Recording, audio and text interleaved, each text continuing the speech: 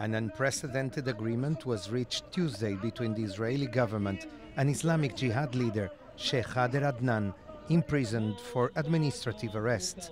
After 65 days of hunger strike, he announced it was over in exchange for his release 2 months from today. He is currently hospitalized in Israel for his grave physical condition. At night we turn our mobile phones off in order not to receive the terrible message of my son's death, says the Palestinian Adnan, mother of the Sheikh. I prayed and asked of God every day for his release and safe return to his family, and God listened to our prayers. Adnan is one of the leaders of the Islamic Jihad in the West Bank. He was protesting against his 7th administrative arrest. Such arrests allow Israelis to detain Palestinians without presenting charges or evidence. In a situation in which we are engaged in a war against terror to defend democracy against terror and to defend the peace process against those who want to blow it up literally, we also resort to that, provided it is submitted at all times to legal review by the Supreme Court.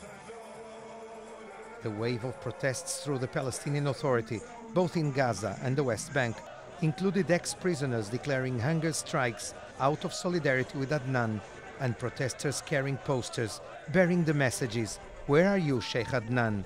and "Release all prisoners." IRA icon Bobby Sands lasted 66 days in a hunger strike before dying.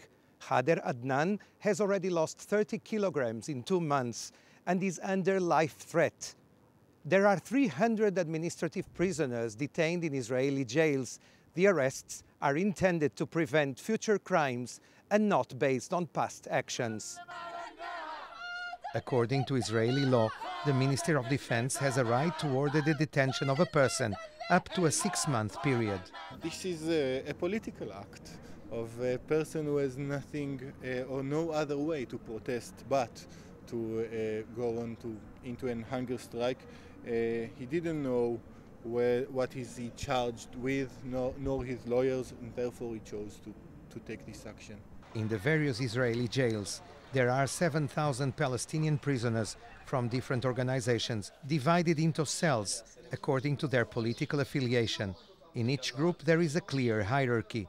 Sheikh Khader Adnan headed the Islamic Jihad prisoners group in the prison cell.